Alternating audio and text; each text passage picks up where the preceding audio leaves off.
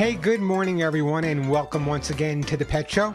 You know, for the last 45 years, we've talked together, spent a lot of time together, mostly resolving behavioral issues with your dogs and your cats. And if you have questions, I'll still be answering your pet and dog and cat animal questions today as well. So if you have a question or comment, I'll give you the number in a little bit. Feel free to give me a call. But there's a lot going on in Southern California. I left Southern California probably 7 or 8 months ago, now in Arizona. But my family, my friends, just about everything I know is still there. You know, but having been involved with animal rescue, as well as serving as a spokesperson for the Department of Homeland Security, and having worked in hundreds of emergency situations, today I'm going to share whatever knowledge I can with you for my advice in really being prepared for emergencies with your pets. There's a lot of information out there. Some really good information, some not so good information as well. But on today's show, it's a little different, okay? What I'd like to hear from listeners that have been put out, rescues, humane organizations, people involved, people fostering. I'd like to hear from all of you, because if we work together, we can really make a difference in terms of resolving so many issues that are out there, so many pets lost, and so many people still out there looking and devastated because they can't find them. So I'm going to talk about that a little bit later on the show as well. And one of the reasons I chose to do this today a little bit differently is, you know, years ago, during Hurricane Katrina, I got a call from my government asking me to serve as a spokesperson for the Department of Homeland Security on animal preparedness. And I put together a program which was pretty unique and pretty interesting. In fact, I have it here with me, guys. It's like 12 pages. I'm going to share some of that information with you guys today because I think it's really important for you to know. Listen, you live in Southern California. There's earthquakes, obviously fires, and what other disasters may occur. For my listeners, you people listening to me right now, they're not the family dog. It's not just the family cat. It's part of the family. And when disasters take place, as devastating as it is for most people, it's people that live with dogs and cats, it's as part of the family, it's devastating as well. So I'm going to talk about that. I don't want to do too much. And I want to hear from listeners, rescues, individuals, how you're coping, what you think your needs are. Is it money? Is it food? Give me a call. The phone number here at the Pet Show, 866-870-KRLA, 866-870-5752. Also coming up a little bit later on the show, I've heard from a lot of people. I have a friend of mine. His name is Casey. What an inspiring guy he is. Lost his home. One of his dogs, you saw me post it if you check me on Facebook, one of his dogs got out when the firemen kind of broke the door down to get in. And the work, the time, the effort, the commitment he's put in to try to find his dog is incredible. And I think some of my listeners might have been helpful as well. But we haven't found the dog yet. The dog's still out there, so I'm going to ask for your help. And we're going to speak to Casey coming up at around 11:30, and we'll get his take on what's going on and what he's done. And his determination, as I said, is just so awe-inspiring. It's just absolutely incredible. But, you know, there's a lot of people out there giving a lot of information. And some of that information is really, really important and really good to know. You know, have your dog's vaccinations, all that stuff up. But there are other things you can do. We live in a different world nowadays. It wasn't a world where I grew up, where my mom was home, at least early on, most of the day. It's that type of world. Men are out there working. Women are out there working. Kids are in school. So very often our dogs and cats are left home unsupervised. And what happens? What happened here? What happens when a fire or an emergency takes place and you're not there? What happens to your dog? What happens to your cat? We're going to talk about that a little bit later. I have some ideas for you guys as well.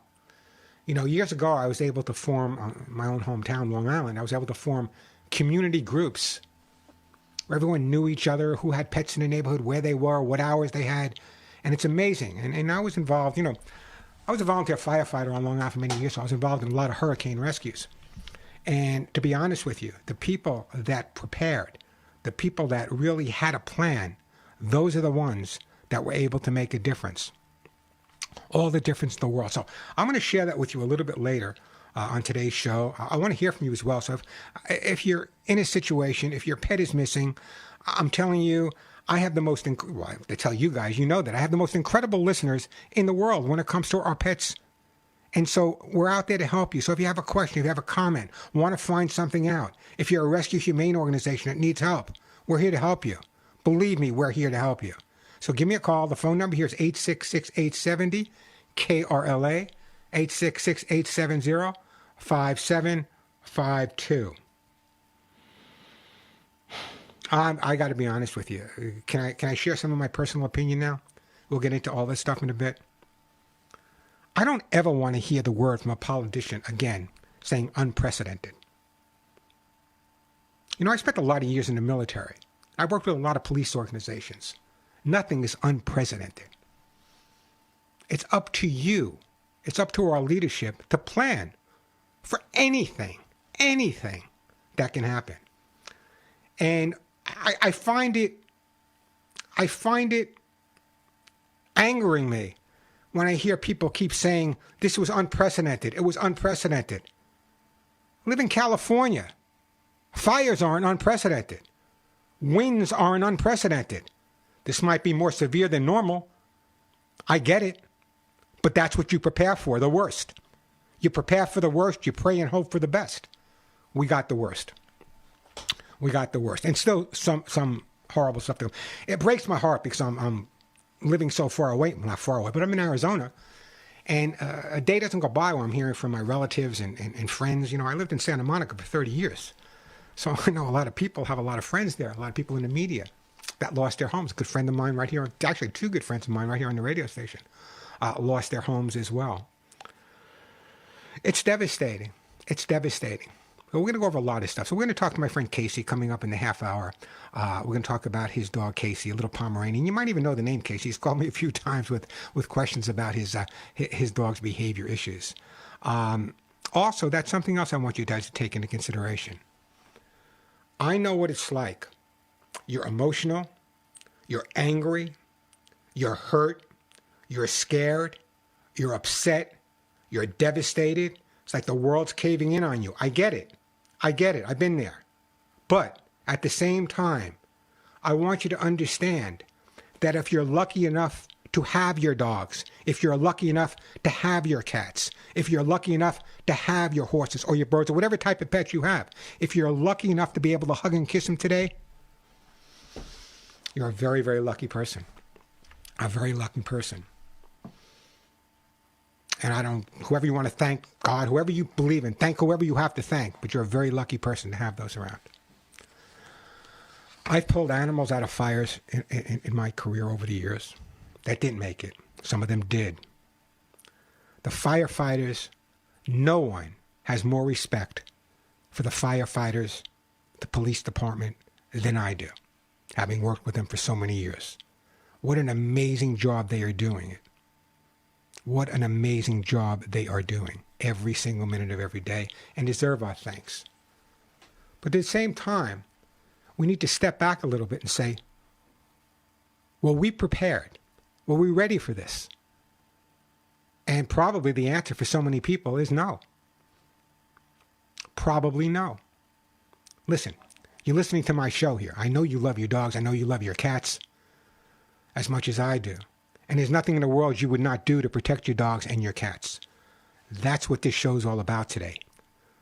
During the course of the next hour and a half or 2 hours, as I said, I put together a list. It's the same list I put together for the Department of Homeland Security. And after Hurricane Katrina, I spoke to millions and millions of people across America with these same tips. And I hope that during the last couple of hurricanes that they had in Florida, some of these tips paid off in terms of helping these people with their pets. I hope these pay off now for you as well. I'm also asking for your help. A couple of different ways. Number one, if you see something, say something. If you see a dog, if you see a cat, say something. If you can bring them to a local shelter, fine, that would be great as well. Don't just assume that they're out there by themselves because they want to be. I saw a rescue this morning where they rescued a goat. Or a sheep, I think it was. I'm sorry, it was a sheep. God bless those people. God bless them. But I want you to understand that as we go through this, and I'm kind of going it through with you from a distance, but as you guys go through this so front and so up close, remember that for the next couple of weeks, months, 6 months, you're not going to be the same person. You're not going to be the same person. You're going to be more emotional. Depression's going to set in. Anxiety is going to set in. And anger is going to set in. Why? What could have been done? What wasn't done? What should have been done? I'm angry. I'm very angry. Why am I angry? You want to come here and sit on my Facebook page? You want to see all the emails and texts and Facebook posts I'm getting from people all over Southern California saying, Warren, what can we do? What can we do? So I want your advice as well. So many of my listeners are involved with humane organizations and rescues and pet guardians as well. And you people are absolutely amazing. But I want your advice. I need your help. I have my 8, 10, 12 papers here that I'm going to share with you guys. All the information that I think you may need to know. But I need your help. So many people out there have incredible ideas. Share them. Share them. You're listening to the show, you love your animals, so you know how much other people listening to the show right now love theirs. And anything you can do, any information you can share with me and therefore share with them that can make them feel better, help their dogs, help their cats, help whatever type of pets they have. I urge you to join me today and give that information out there. If you have a story about a pet that you went to help, or one of your own pets that you had to go back and call me. Call me. I want to hear that story. I want other people to hear that story. Some people are still devastated out there. Their pets are missing. I'll speak to my friend Casey in a little bit. Okay, let me just give you one tip right off the bat. One tip right off the bat. Everyone who has a dog, a cat, a bird, a hamster, a rat, a snake, any type of pet in the household, anyone who has one must have signage on their front door, on their back door, and their side windows as well, letting the fire department know or the police department know that there are pets inside that house. And more importantly, if you can, when you leave, try to keep your pets in a confined area so that when the fire department does come in, they got bust down doors, God knows what they're going to do, and your dogs, your cats, whatever pet you have, will be confined to a specific area, making it a lot easier for them to find. Also, a lot of people have leashes and collars for their pets, right? We all do. You know where yours are? Probably in a drawer somewhere, hanging in a closet somewhere. Leave a pair of leashes and harnesses by the front door. If fire is being planned or some disaster is being planned, have a carrier by the front door. So when the rescuers come in, it's in front of them. They can put your dog, your cat, your bird, whatever into it, and hopefully save that animal. These are just some of the things you can do. And believe me, I don't want to go into personal stories, and I don't want to get to ego things here, but the bottom line is, so many dogs and cats have been rescued simply based on the fact when the fire department or the emergency crews showed up at their homes, there was a sign, a sticker, they're free, you can get them online anywhere, on the door saying, please save my animals, what type of animals you have, how many animals are in there, where they may be located, all that should be there. Plus the fact, well, let me take a break. I'll get into a little bit more with you guys a little bit later. I see that someone's asking me where to take injured animals. Help me, guys. Help me. I don't have all the answers. So if someone out there has the answer where people should take injured animals if they find them, a squirrel, a duck, whatever, give me a call right now, please. Please, that phone call may save some animal's life. Call me now, 866-870-KRLA, 866-870-5752, 866 870 KRLA. Let me take a quick commercial break. When we come back, I'm going to start going over my list with you. I'd love to hear from some people with some of your ideas, some of your thoughts. This is where you have the opportunity. I'm not going to preach to you guys all day long. I'm going to listen to you guys more than preach. I want to hear what you've done. No one knows it better than you. You're living it right now. So give me a call. Let me hear how you're coping. If you know someone whose dog may be missing or cat may be missing, give me a call. I'll put it out over the air right now. We have thousands and thousands of people listening that love dogs and cats. Give me a call now, 866-870-KRLA. Let me take a quick break. We'll get right back to your calls after this. First of all, Denise just ran this into me that if you're displaced by the fires and need pet supplies or boarding, you can contact, it's a great organization. You can contact the Lang Foundation. They can help. They posted it. Their phone number, by the way, at the Lang Foundation, 310-473-5585. Again, that's the Lang Foundation. They're located, I believe, right on Sepulveda, just past Pico. 310-473-5585 for displaced, if you've been displaced by the fires or need pet supplies or boarding. So give them a call. Also, a little bit more information coming into me right now. For large animals, thank you, Alex, by the way. For large animals, Hanson Dam Equestrian Center in San Fernando, Pico Rivera Sports Arena, Pomona Fairplex for large animals. I'm going to get more of these. I see my friend Joyce calling me as well. That's Small Animals, Baldwin Park Animal Care Center, and Agora Animal Care Center as well. And I'm sure there are more. So if you know of some, give me a call. I'll repeat those a little bit later on today's show. Let me just say one more thing, and then I'll take some phone calls.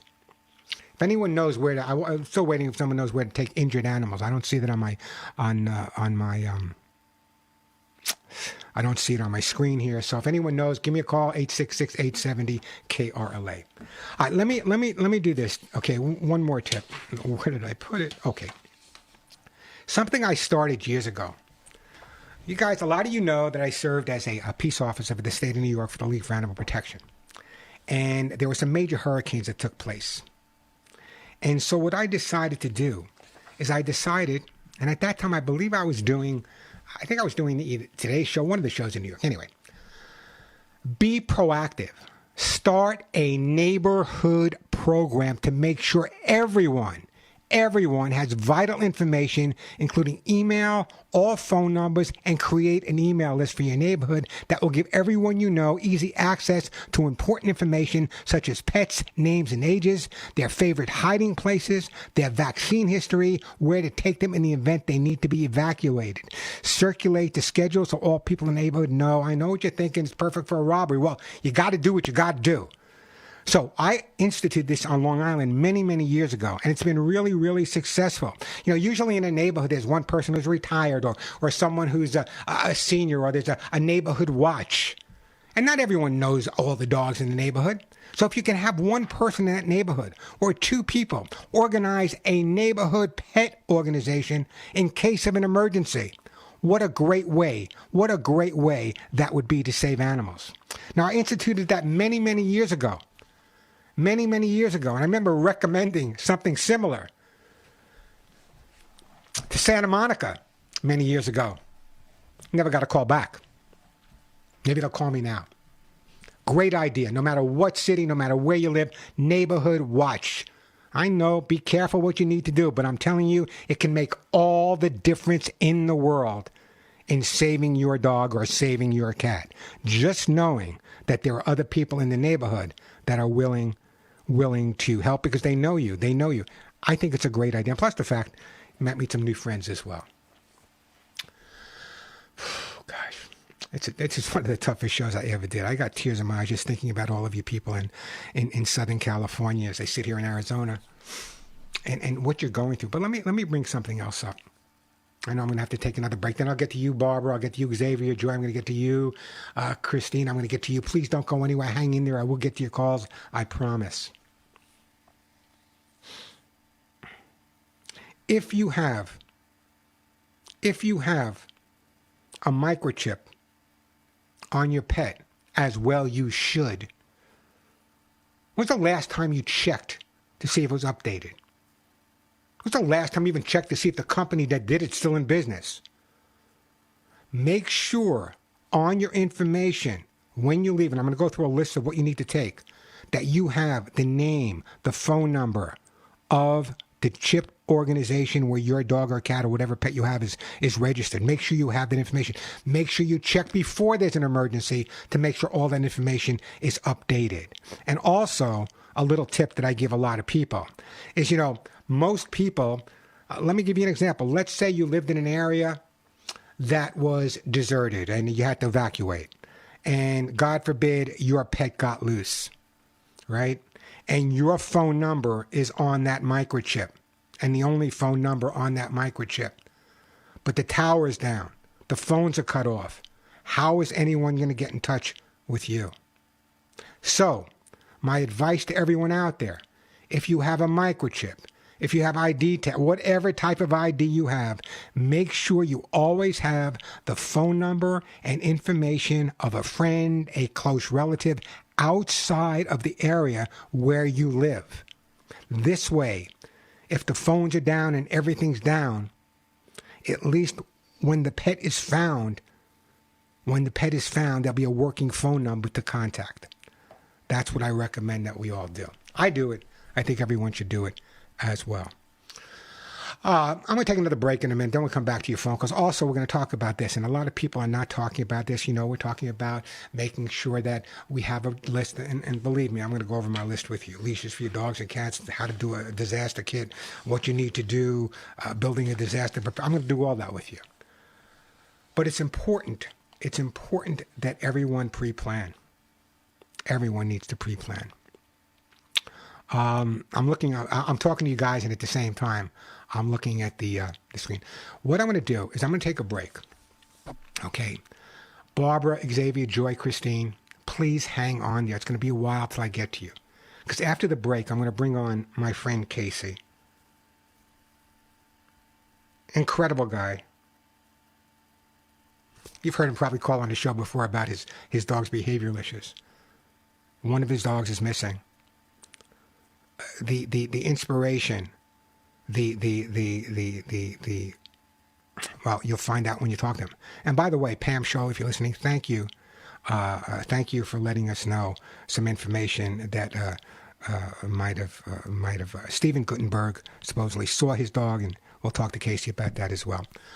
So let me do this. Let me take a break. Please don't go anywhere. If you follow me on youtube.com/Warren Eckstein, I'll get to you as well.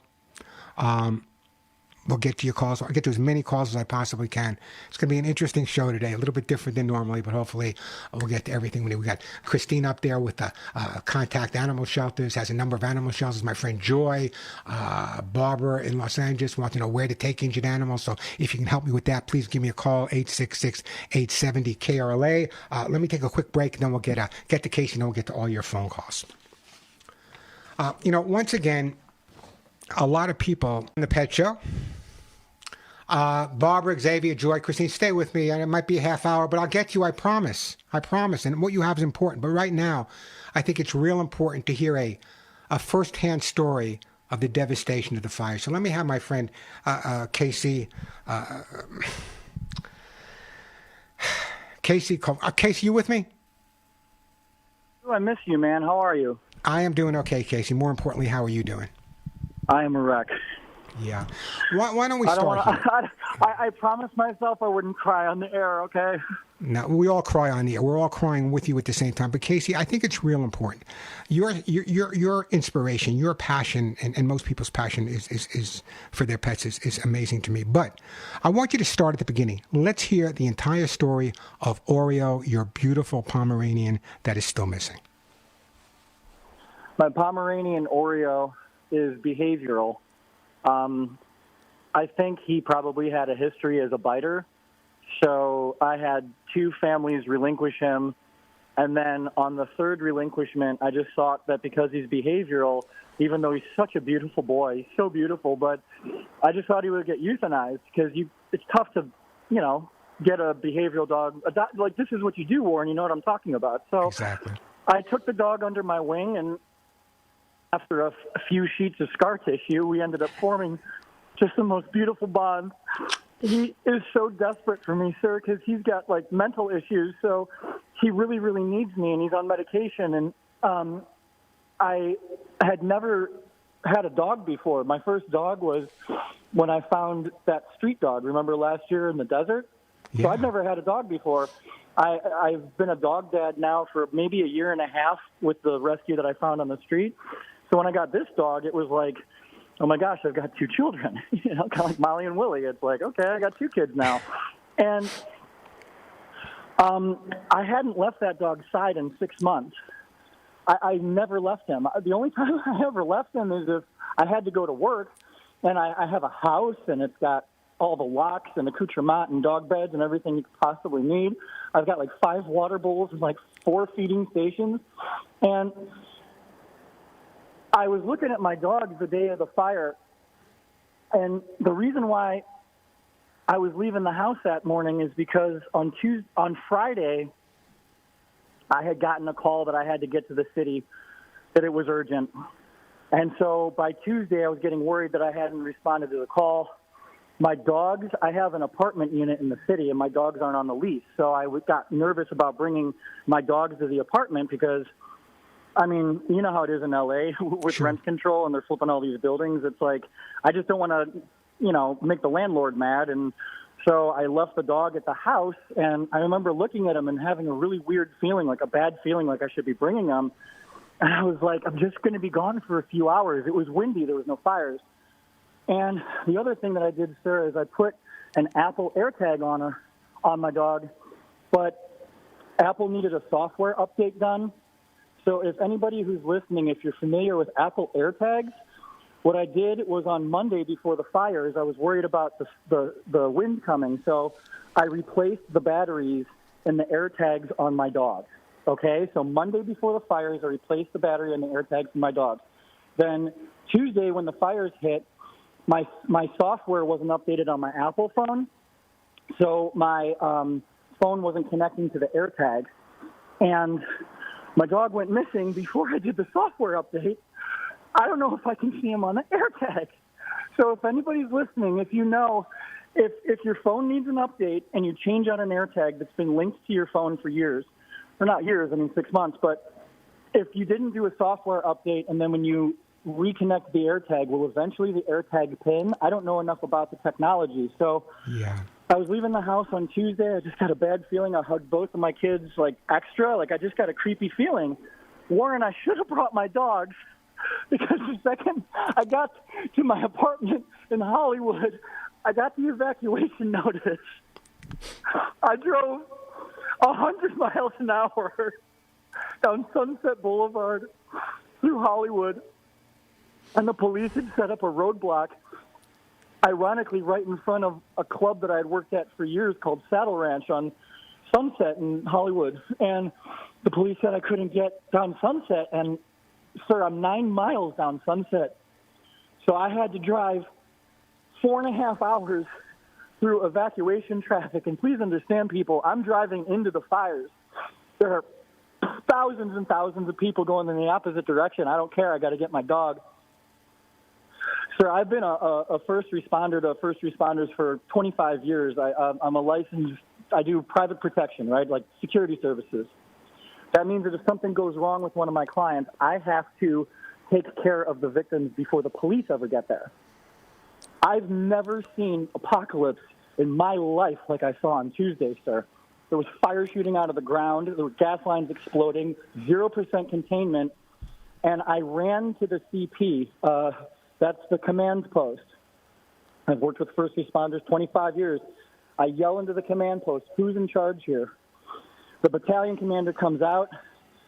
He's, I don't know if you've worked with LA Fire. He's got 3 stars on his collar, and he's a bald guy with a mustache, and he's a saint.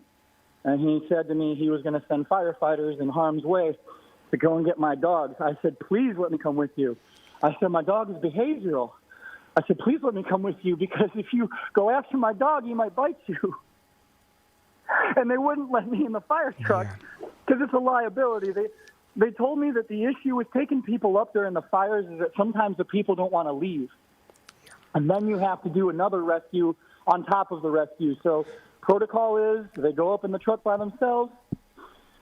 The firefighter, we were trying to coordinate the search and rescue, and I asked him to put me on speaker so that I could talk to my dog and calm him down.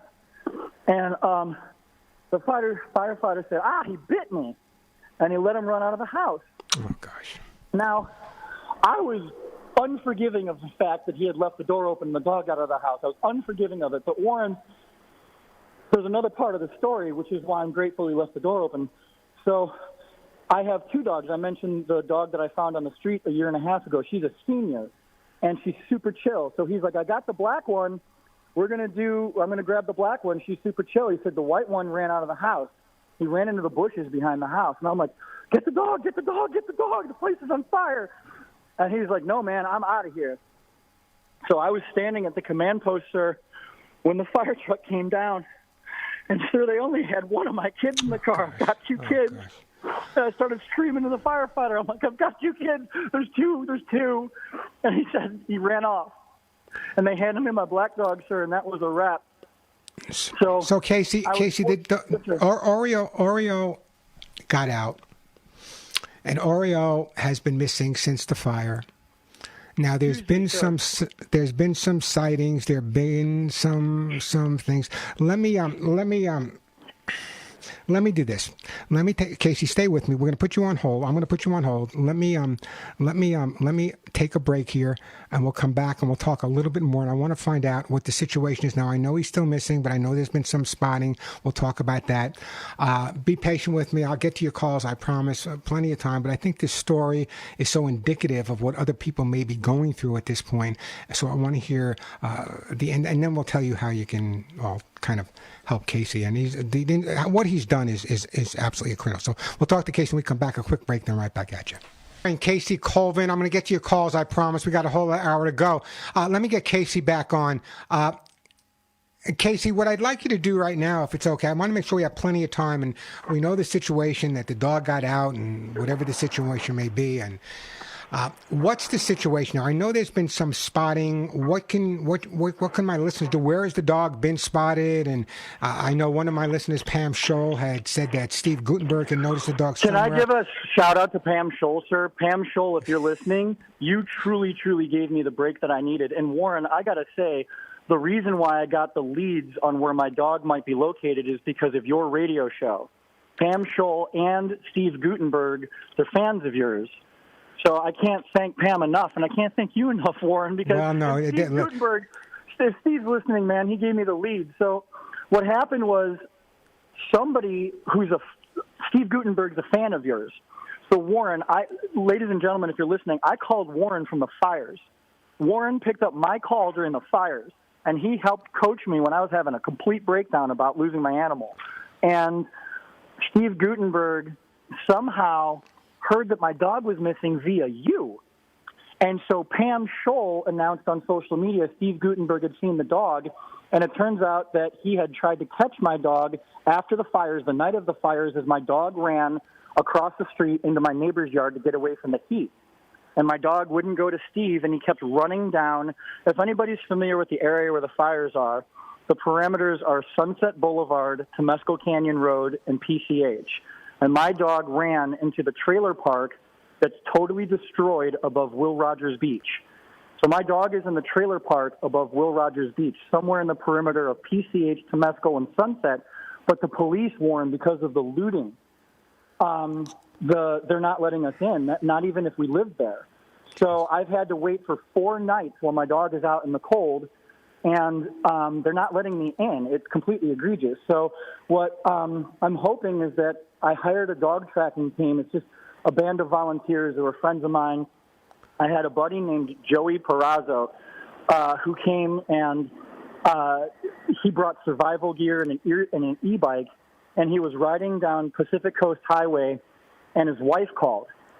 And his rule, being in the Marine Corps and being in combat all the time, is that if his wife calls, he always answers. So he stops the e-bike on Pacific Coast Highway and answers his wife's call. And she says, I am so worried about Casey and Oreo. I hope they're okay. The second his wife said that, Joey says he looked up and saw the dog. So if you people are seeing a picture of my dog in front of a burnt-out car, my friend Joey spotted that dog on Thursday at 4 p.m. Today is Saturday. Thursday at 4 p.m. The address is 16001 Pacific Coast Highway. 16001 Pacific Coast Highway. That's where the trailer park where my dog is.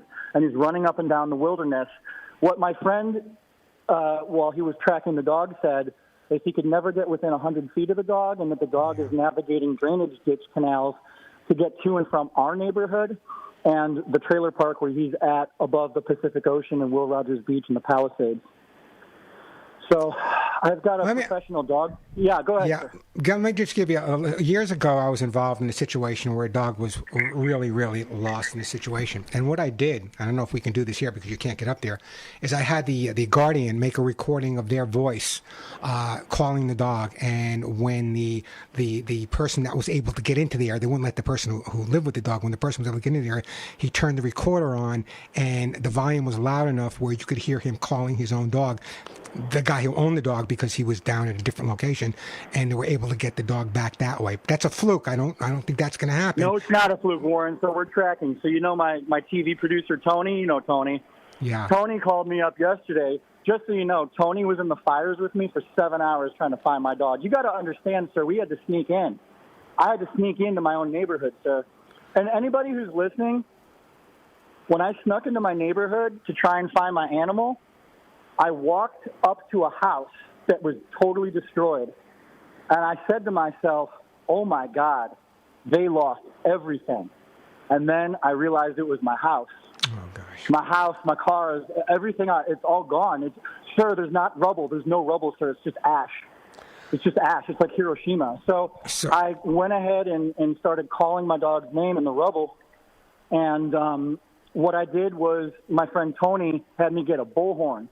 So I have a 50-megawatt bullhorn, and true to your point, a friend of mine told me to do, his name is Corey. He actually just set up a GoFundMe because I don't even have clothes, man. Lost all my clothes and groceries. I'm living out of my car and sleeping on my buddy's couch, right? But the fact of the matter is that I've got a bullhorn, 2 squeaky toys. I've got 3 pounds of chicken. I've got 2 pounds of cheddar cheese.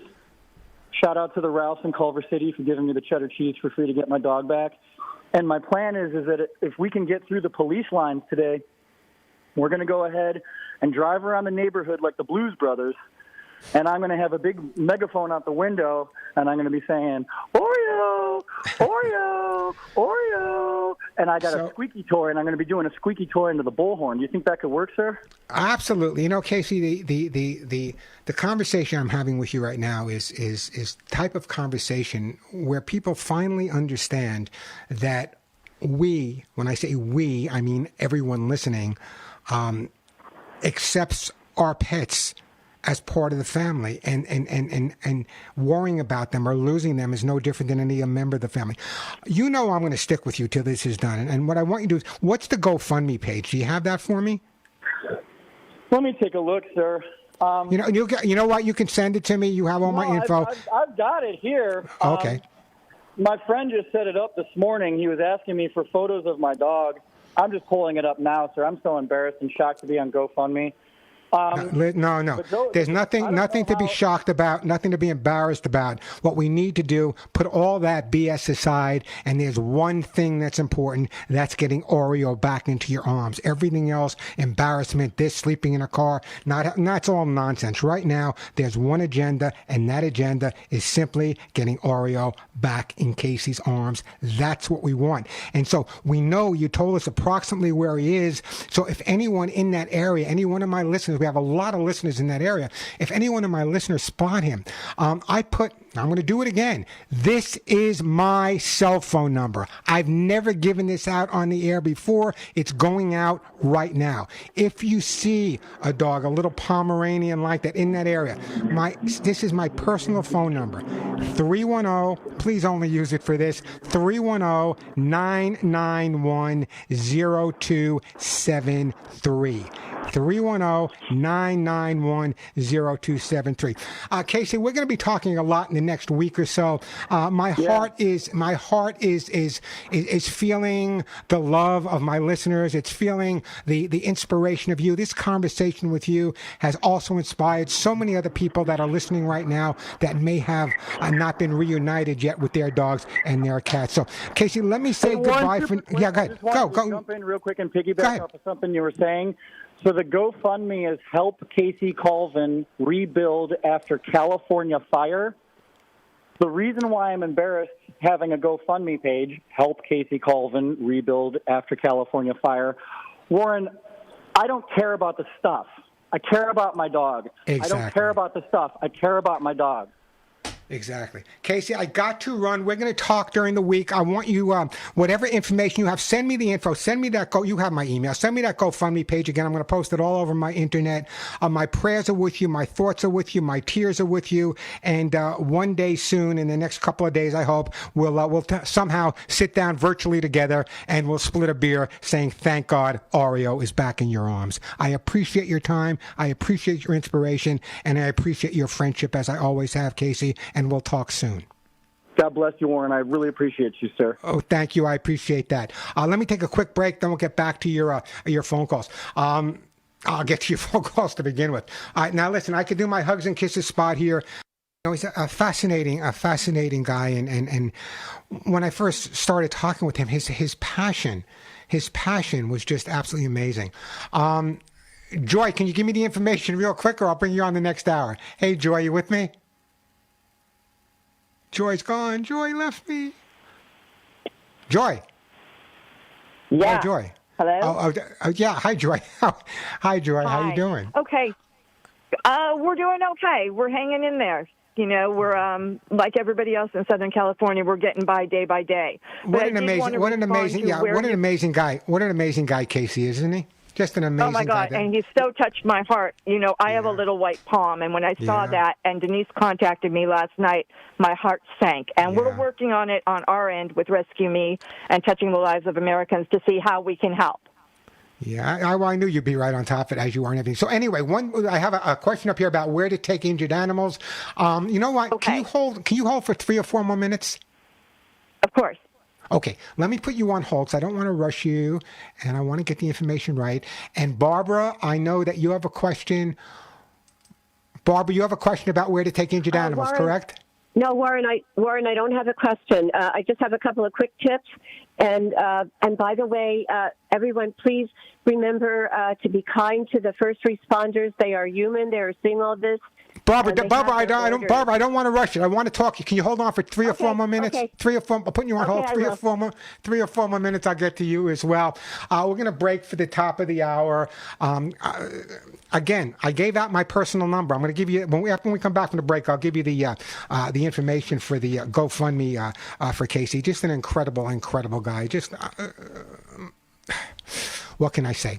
Anyway, let me take a quick break here, get myself together a little bit. You get together a little bit. I'll answer some questions. We've got a whole other hour to go. The phone number here at the Pet Show, 866-870-KRLA, 866-870-5752. If you're in need of some help as well, give me a call. We're a family here on the Pet Show. We've been with each other for 45 years, more than most families have been together. Quick break, then right back to your calls. I'm Warren Eckstein, and thank you once again for listening to The Pet Show. And welcome back to The Pet Show on this very unusual Pet Show day. If you're listening to the last hour, you heard me speaking to my friend Casey Colvin. I'll give you that GoFundMe page in a little while. Anything you can do to help will make a difference. When I tell you this is an incredible person that deserves it, this guy would do anything he possibly could to help you find your pet. So we're going to do everything we possibly can to find his. Now, on the phone with me, I'm going to go to Joy first, then I'm going to go to Barbara first, then I'm going to go to Christine after that. But let me go to my friend Joy. You all know Joy by now. Joy is my crazy friend that loves animals as much as I do, if not even a little bit more maybe. A little eccentric, a little crazy, but I got to tell you, when I need help with any animal situation, the first call I make is to Joy. The second call I make is to Pam. So Joy, welcome to the show. I know you have some information for us. I know your heart is breaking after listening to Casey as well.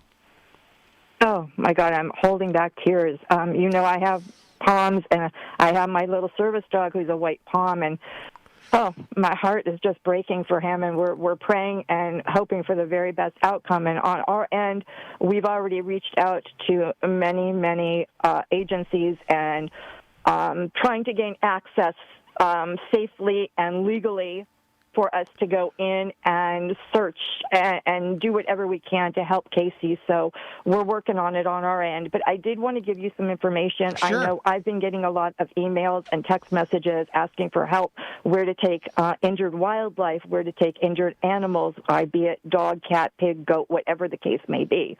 As far as injured wildlife goes, California Wildlife Center, their phone number is area code 310-458-9453.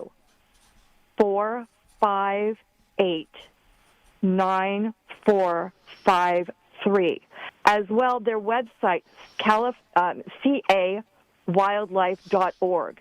CaliforniaWildlife.org, cawildlife.org. If you log on there, it has a plethora of information, including wildlife rehabbers in different areas that people can call if they find an injured animal, wildlife, bunny, bird, whatever the case may be. A list of many wildlife rehabbers in different areas.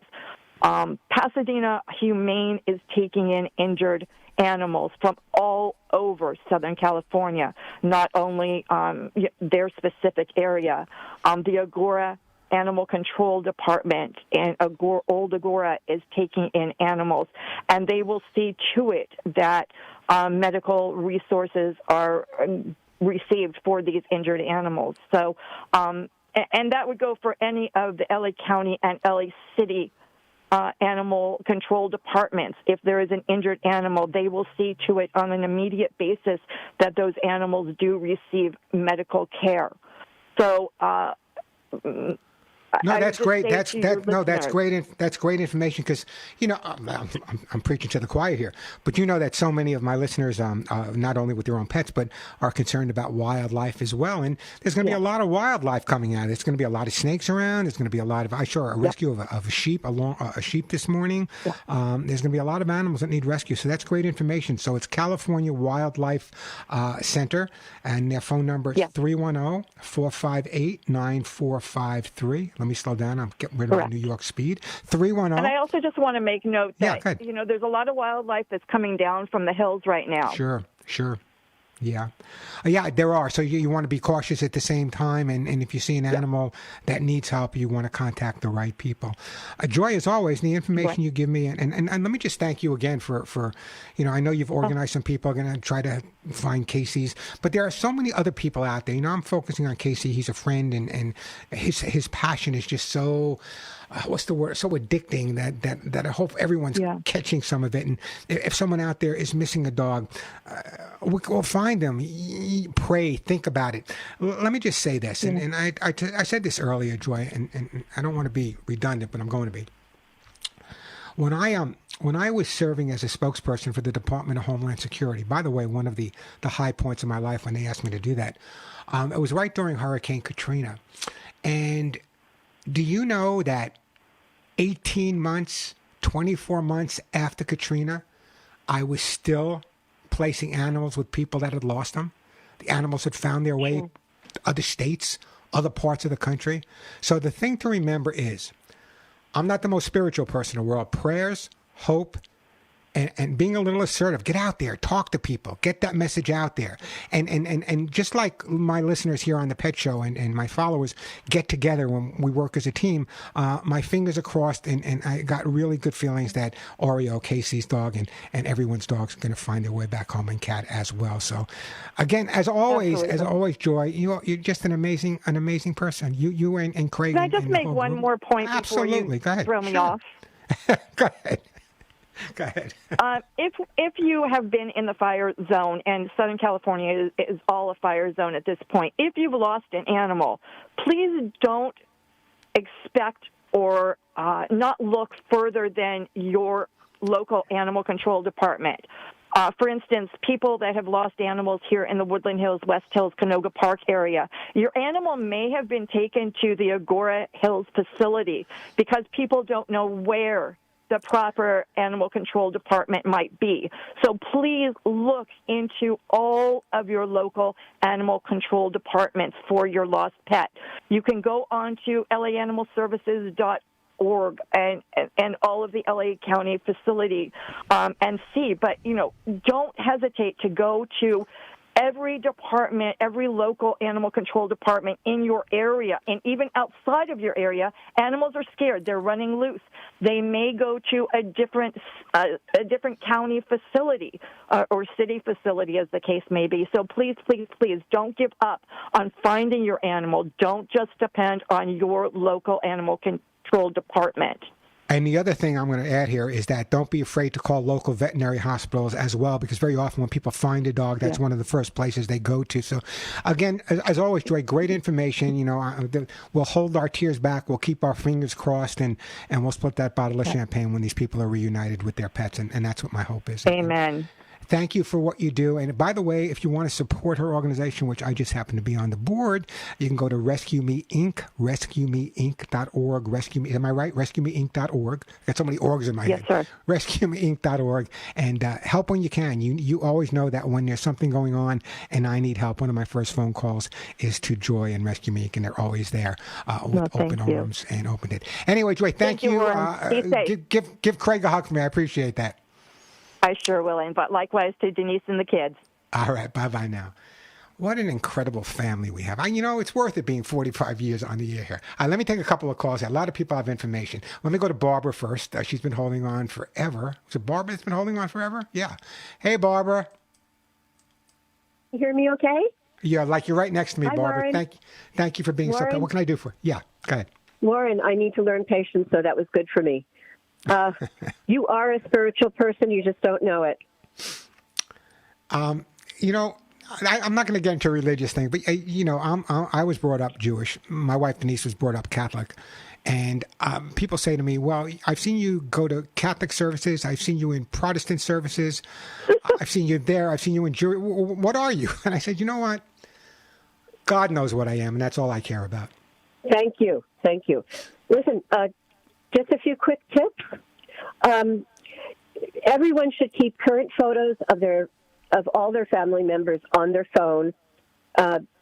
Animals, kids, spouses, elders. Just keep it on your phone. Make sure you have the current photos. You can make posters from those. As Joy said, Pasadena Humane Society has been taking in a lot of wounded animals. They badly need monetary donations because they need to buy medicines and things for all those wounded animals. And they're working with other shelters. Some shelters have taken their animals up for adoption into their shelters for the time being. A lot of animals are boarded at the Pasadena Humane Society, even a pony. So if you would if you could make even a small monetary donations, as I did, go to the website, and they have some information about helping wildlife on there too. Last night, Pasadena had put some traps up in the woodsy area in Altadena, where friends of my friends have lost their homes, and they were going there today to see if they could get any of the animals in the traps. So please help them and stick together and be kind to one another. And that's about it for now.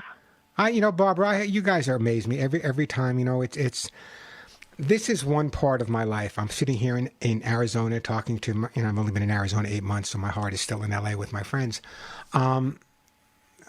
It's I don't know whether it's just that I'm getting a little bit older, but when I get off the air here, I do my international show, Radio America Armed Forces Radio. And when there's disasters in any part of the country, it's one thing I have to say is that pet people, animal people, are saints. They may be crazy sometimes, they may be a little loony sometimes, but when you need to bring them together, they are there. And I really appreciate your advice, Barbara, and Joy's advice as well. And give your pets a big hug for me, will you? Yes. Thank you so much. Gosh, what great people I have. All right, I'm going to go to you, Christine, in a second. Then I'm going to go to Zora right after that. But let me just share a little bit. I don't want to run out of time, so I want to share some more of the tips I put together for the Department of Homeland Security. Locate a pre-arranged and evacuation site that would be outside the impacted area. So, for example, you should arrange with your family, if there is an evacuation, where you would all meet up at that point, away from where obviously you live. That's real important. And have a plan to transport your pets during an evacuation event, and don't just wait for the evacuation. One of the things I advocated for years, I remember doing a segment on the Today Show, is pre-plan. Know where you're going to put your pets. Know how you're going to transfer your pets. Know the event, and practice. Don't wait for the event to happen. Practice, and practice again. And later on, I'm going to help you guys put together an evacuation kit as well. But it's really important to remember that when I say keep your dogs and your cats in places that are accessible. Also, Pam just wrote me a note. Not only should leashes and collars be kept by the front door and perhaps by the back door, but maybe leashes and collars should be in a little basket in front on the porch or patio as well. Gosh. Hey, Christine, just hold on. I want to take a break, and you're going to be my next call. Then we're going to go to you, Zora. I got some open lines. If anyone wants to join in here, give some advice, help me out. If they lost a pet, found a pet, what to do, give me a call. I'd love to hear from you guys. You guys have more information than anybody I know. So give me a call if you have some input. The phone number here at the Pet Show, 866-870-KRLA, 866-870-5752. Has anyone out there formed, or does anyone out there have a neighborhood plan for people and their pets in a disaster? Has anyone done that? It's something every neighborhood should think about and put together. And if you want some help, just contact me at the Pet Show, mail at thepetshow.com, and I'll help you guys out as well. Again, let me do this one time, then I'll take a break. I know, Alex. Casey Colvin, who you heard me talk to, whose dog Oreo is missing. Again, this is probably the last time you're ever going to hear me do this, but I'm going to give out, just for Casey, I'm going to give out my personal cell phone number. Please call it for Casey only. That phone number is 310-991-0273, 310-991-0273. Obviously, I'm going to be on the air, so leave a message, or maybe Denise will be picking up the phone. I don't know. But anyway, give me a call if you have any ideas, or if you want to help, or if you need help. Quick break, then right back to your calls. 866-870-KRLA, 866-870-5752. I'm Warren Eckstein. You're listening to The Pet Show. So, I'm Warren Eckstein, praying for y'all. Great time to call me. If you have information about the fires, if you lost your pet, found your pet, I'd love to hear from you guys. Have any advice, give it to me. That's what the show's all about. We're family here. Phone number here at The Pet Show, 866-870-KRLA, 866-870-5752. Christine, Zora, just a second. You're my next two calls coming up. Now, you heard my conversation with my friend Casey Colvin, and you heard what this poor guy's gone through. His car, his home, everything he has gone. Most importantly, he could care less about all of that. He just wants to get his dog Oreo back. There is a GoFundMe page, but it's a long one. So I'm going to read it to you now. Write it down. If not, you can go to my, you can send me an email. This is my personal email as well. Mail at thepetshow.com. Mail at thepetshow.com. And I will give you that the GoFundMe there as well, because it's kind of long. But I'm going to share it right now. It's GoFundMe.com/f/help-Casey-Colvin, COLVIN-rebuild-after California-fire. GoFundMe.com//F/help Casey. God, I can't even think of what I'm saying anymore. I am so devastated by this. A dash. Okay, so you can. What was that again, Alex?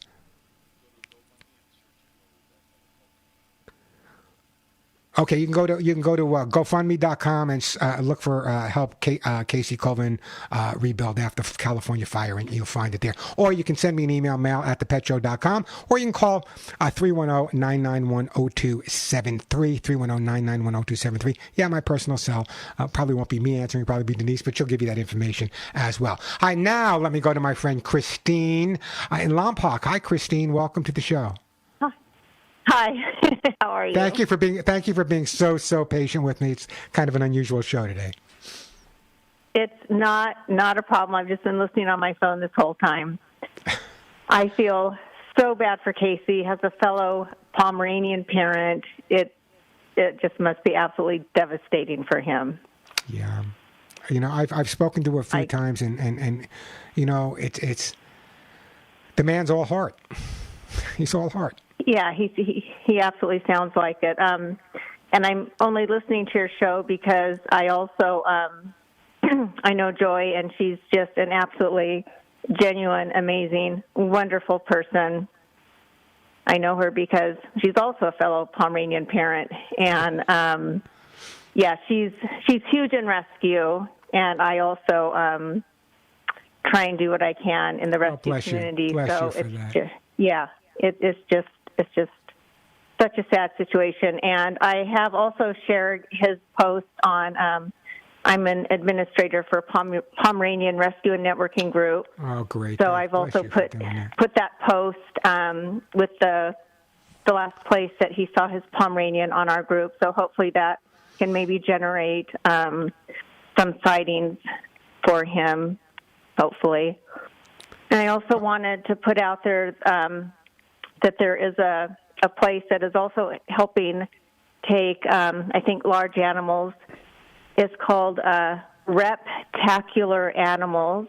They're based in Los Angeles. It's REPTACULAR Animals. They're on Gold Creek Road in Los Angeles, and their phone number is 818-727-1594. So they have opened up their facilities to take any animals in need. It's one thing I found over the years is that animal people, we can be a little crazy sometimes. We can be a little eccentric sometimes, except for me, of course. But when needed, somehow we all become family. We put everything behind us, and we all become family. And that's so amazing. I saw it. I saw it during Hurricane Katrina. I saw it during my time at Ground Zero.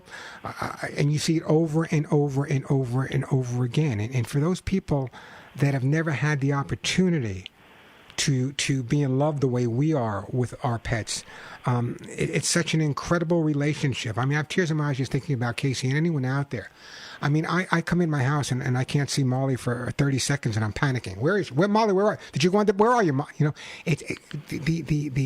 You think the worst and you hope for the best, and that's what I'm hoping for. And so many people out there are not just Casey alone. There are other people out there whose dogs are missing, whose cats are missing, whose other animals may be missing as well. And Joy brought up a very important point. I started talking about it earlier, is the concept that a lot of wildlife out there is now on the move. They got to get out of those fires. So, it puts a lot of things in perspective in terms of snakes and other animals that might be out there. So what I would be doing right now, if I was living in LA, my dog would not be in my backyard. The dog would be walked on a leash with me in areas where I know that are safe for him to be walked. I would not let them out loose at all. Because also remember that it's much more difficult for a dog to find its way home after a fire or after a flood. My specialty, I've talked about it a million times, is teaching dogs to sniff out bombs and drugs in search and rescue. It's much more difficult for a dog to find, and I learned this at Ground Zero, much more difficult after a fire or after some type of incendiary situation for the dogs to pick up those senses as well and find their way home, if in fact that's where they were headed. Christine, bless you. Yes, but it sounds like... Go ahead. Yes, it sounds like his dog, though, is staying in his area from what he was saying. Yeah. In fact, if you go to that GoFundMe page, there's a picture. In that area, and I just pray to God he finds him. And it doesn't sound like he's going to necessarily come up to anybody, because it sounds like he was snapping at people, and which makes it all the much harder, when a pet goes missing. So I'm just, and maybe they can try a humane trap if he is staying in the area. Here's my hope, that he goes up with the bullhorn and Oreo comes to him. That's my hope. That's my fingers. Yeah, and I just, he said he was sneaking into the area, so I just hope he's able to stay in that area and find his dog.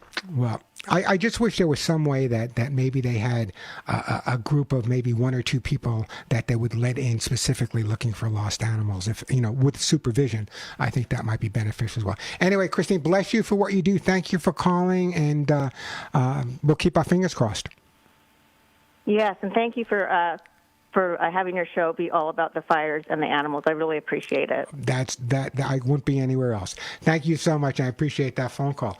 I do, Zora, we're going to get to your call, I promise. I do have the best listeners in the world. Some more information, though. When you have to leave, make sure you have your carriers readily available, current photographs. I don't mean photographs you took when they were puppies or kittens, current photographs of all of your pets.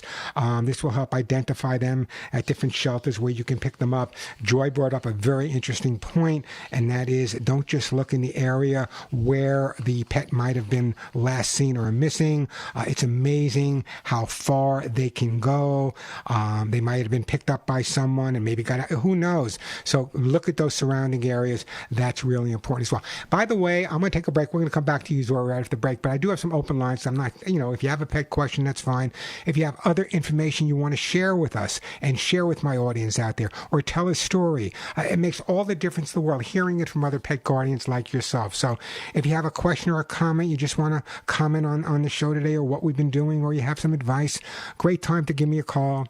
I know it's hard to get through. Today's not so difficult. The phone number here at the Pet Show, 866-870-KRLA, 866-870-5752. I'm going to post on my Facebook page, all my Facebook pages and my Instagram page. I'm going to post the GoFundMe page again for. And I'll talk about it again when we come back. GoFundMe page for Casey. This is a guy. Let me tell you, I've known him well enough now that if he had his last dime or last nickel, and your dog needed a biscuit, that's where that last dime or nickel would go. That's the compassion. That's the compassion of most of my listeners. Again, if you have a question or comment, want to share some information, got some ideas, great time to call me, 866-870-KRLA, 866-870-5752. That is the way to get through. Let me take a quick break, and then we'll get back to your phone calls. Speaking about amazing people on this very unusual pet show, but the devastating fires taking over in Southern California, boy, you guys have made a difference. I'm sure the information you guys have given me has literally helped many, many people out there, and I think that's real important. All right, let me take it. I got some open lines. If you want to share stories or talk about your pet, or what do you do? What are you doing right now to protect your pets? Give me a call. Let me know. I still got some great stuff to give away. I didn't give away anything on today's show yet, so I got stuff to give away.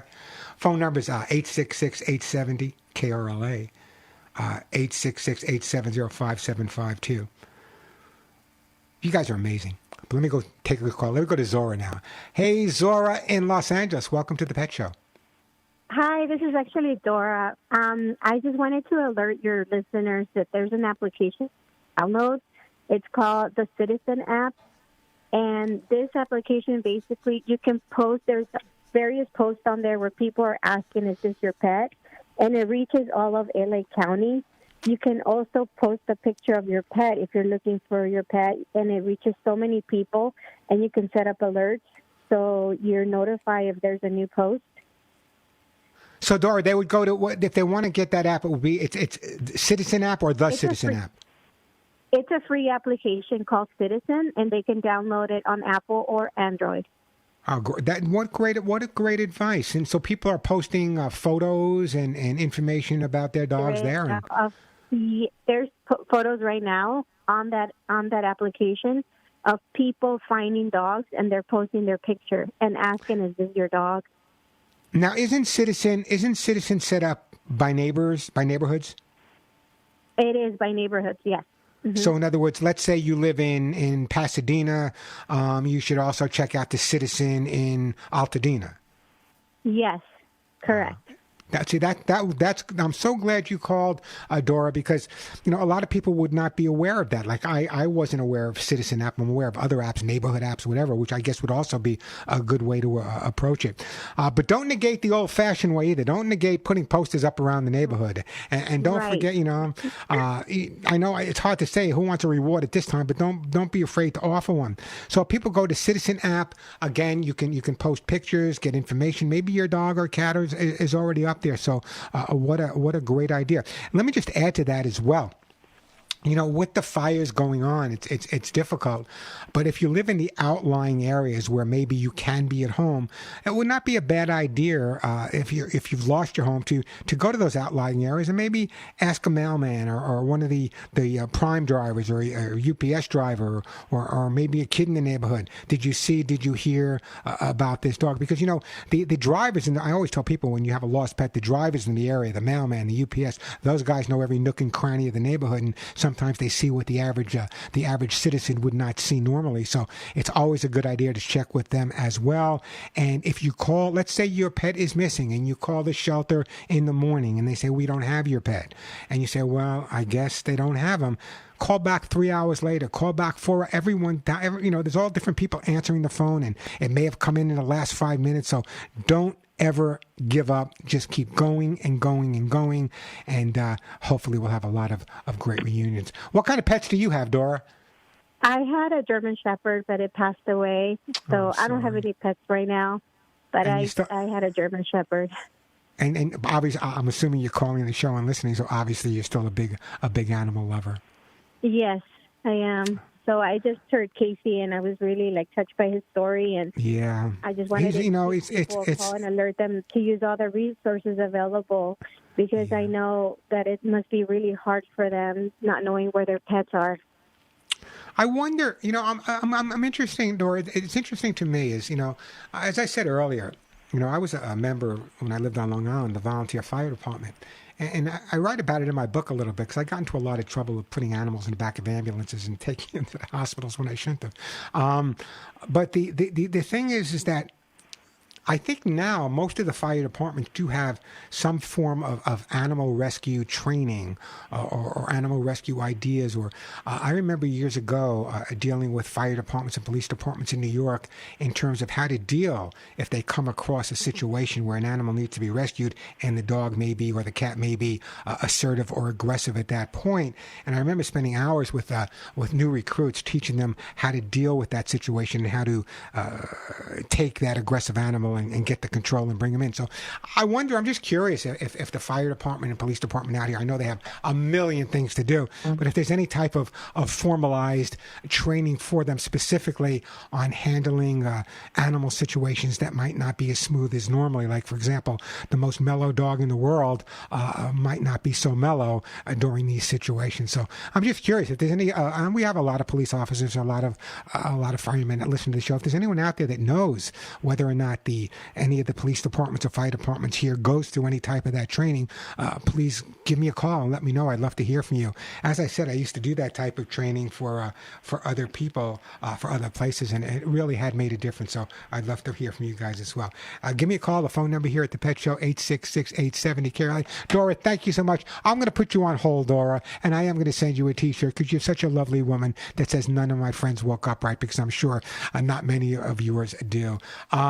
Great calls, by the way. We still have another 20 some odd minutes to go. So if you have a question or comment, you can still give me a call on that as well. Thank you. I just want to take, in case we run out of time, which is not unusual, I just want to take this opportunity. There's a lot of people on the air, a lot of people on the radio, a lot of people doing this. This has not been my career. This has turned into my career, but my career, is working in the field of animal behavior. And because of that, I want to touch base when we come back on the fact that everyone in Southern California right now is not the same person. Since Casey lost his dog, he's not the same person. Since so many people's dogs are upset they've lost their houses, they're not the same people. So how does the emotional stress and the emotional anxiety of you guys going through this, how does that affect your pets as well? You know, it's not just a matter, hopefully a lot of people have their pets and you're with your pets, but you may not realize some of the changes you may be seeing in your dogs and cats may be a direct effect of changes that you're not aware of in your own feelings, in your own emotions. Listen, I'm in Arizona. I don't know, maybe 400 miles away. I don't even know how far away I live anymore. I'm coming back in a week or so, but I don't know how far away I live. And since these fires started, I've had nothing but tears in my eyes and lumps in my stomach. It's devastating. It's devastating for the people. It's devastating for the animals. It's devastating for the first responders. I know what they have to see. I know what they're going through. God bless every single one of them out there doing what they got to do. Let me do this. I'm going to take a break. Adriana, we're going to get to you when we come back. I think you got a question about training your dog. Get me off this subject for a few minutes, get some tears out of my eyes.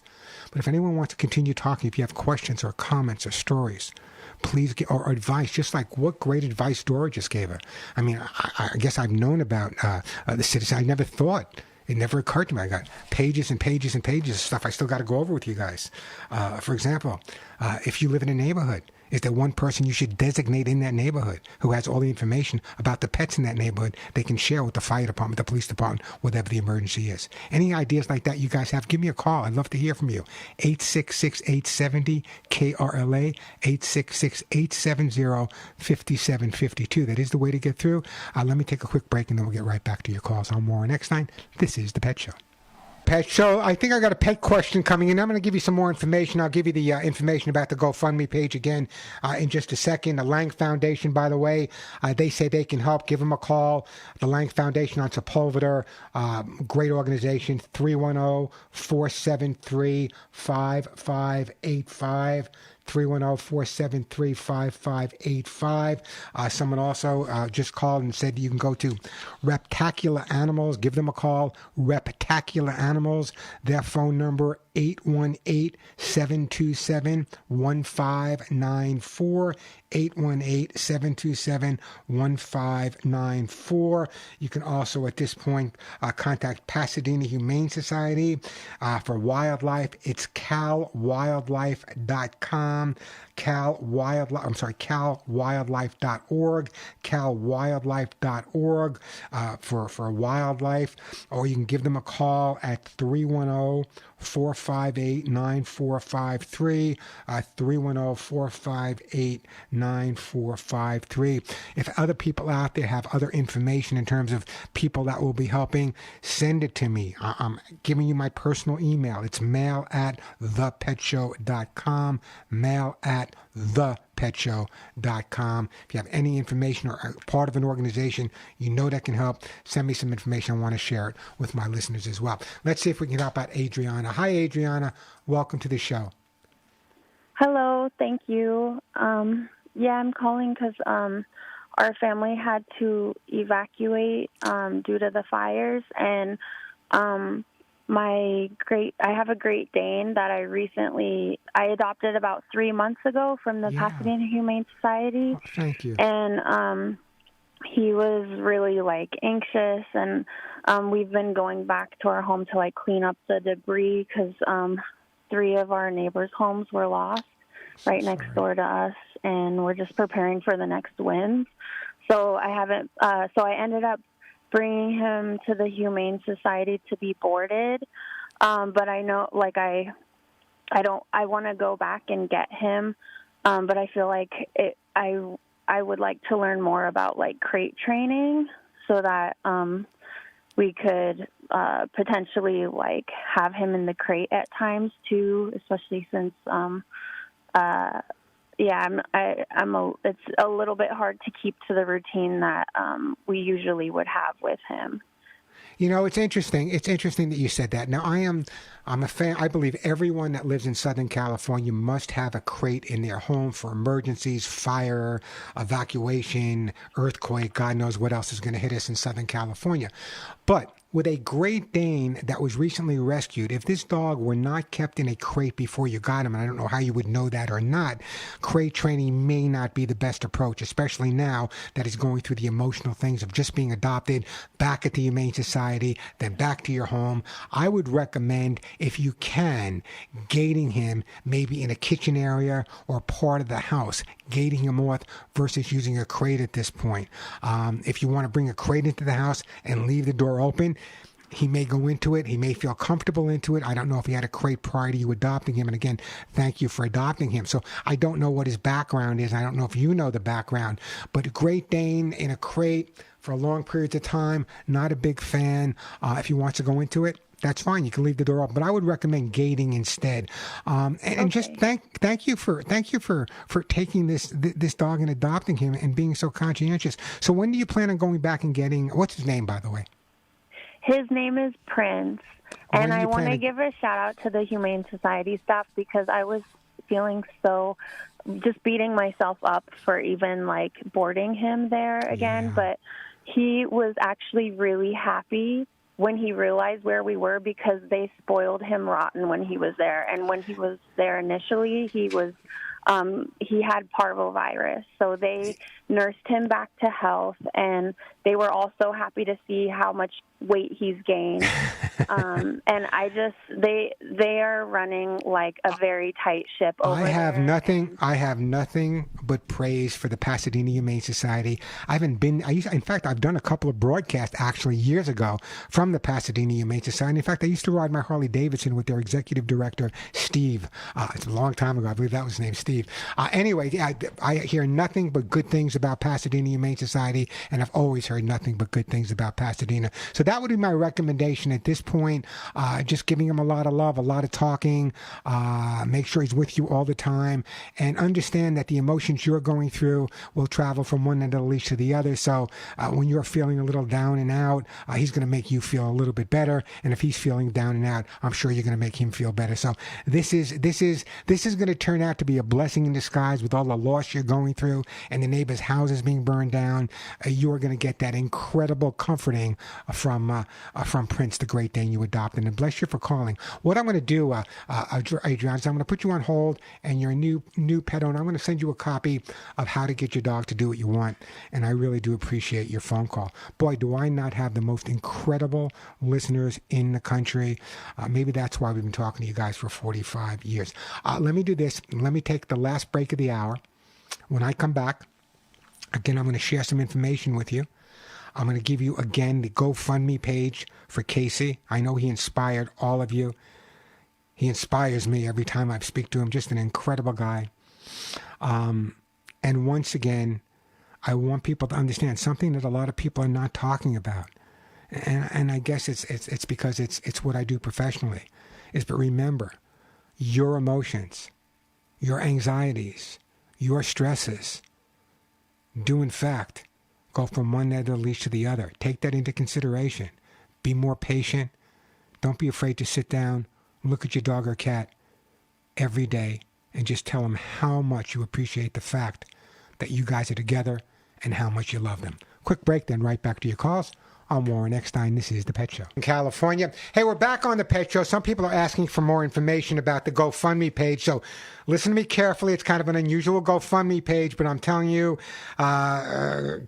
this is an important one, and I urge you to help my friend Casey out. Here it is. It's GoFundMe.com/F/help Casey Colvin COLVIN rebuild after California fire. Go, or you can just, as Alex said, you can just go to GoFundMe, help Casey, and you'll find it that way. Incredible guy, and as I say all the time, let me just take this opportunity. I got a couple of minutes left. If you want pet questions, I'm going to do my national show. I'm not going to do the same fire thing as that. I'll do some of it. So if you want to call that show, it starts at 1 o'clock, 877-725-8255, 877-725-8255. I know usually you listen to the Pet Show to help me stop your dogs from peeing and pooping and jumping and humping and digging and scratching and not getting along and your cat's not you. I know that's what we do. This is a little bit different, okay? Every week for the last 45 years, you heard me open up this show by saying, welcome to the Pet Show family. We are family. I consider you family. I consider my listeners and always have considered you family. And whenever there's been a crisis, whether it's a personal crisis that I've had in my life or a crisis that one of my listeners is having or a crisis that Southern California is having right now, I can always depend on one thing. I can always depend on my listeners to help out. Again, I gave you that YouTube. I'll be posting that later on. By the way, if you're not following me on Facebook, go to this new Facebook. It's a newer Facebook page. I'm there. Facebook.com/Warren Pet Talk. Facebook.com/Warren Pet Talk. I'm going to do it again. Facebook.com/Warren Pet Talk. I have a lot of Facebook pages. A lot of you are on them, but that's the page I do share a lot of new stuff on. Facebook.com/Warren Pet Talk. I don't know how else to end this show, but we got some time, and I just got to say to you guys have been absolutely amazing. I'm glad you gave me this opportunity to talk to you. Hopefully a lot of information. And by the way, I'd like to see some donations go to Pasadena Humane Society as well. Pasadena Humane Society, the Lang Foundation, RescueMeInc.org. All of these organizations do, and there are more out there. I can't possibly list them all. All of these organizations are out there doing really, really amazing work. By the way, my friend Pam, you know Pam Shaw, I talk about her all the time. She just jotted me a note, and it's so true that her dogs know 100% the air smells different. So it's much, much easier for a dog or a cat to get lost. That's why leash and harness on all the time. Much easier for them to get lost when the scent around their neighborhood is entirely different, entirely changed, and they don't pick up on it, and it's changing from minute to minute. God, you guys are amazing. Again, check out the Facebook page. You can also go to my Instagram at Warren Eckstein. Let's make sure that the next time we talk, next Saturday or before that, but the next time we talk, that I can give you the great news that Oreo, Casey's Pomeranian, and Casey are once again hugging and kissing. Till next week, give all your pets a big hug and a kiss for you, one between the ears for me. Bless you for listening to the show today. Bless you for letting me do what I needed to do. I'm Warren Eckstein, and this has been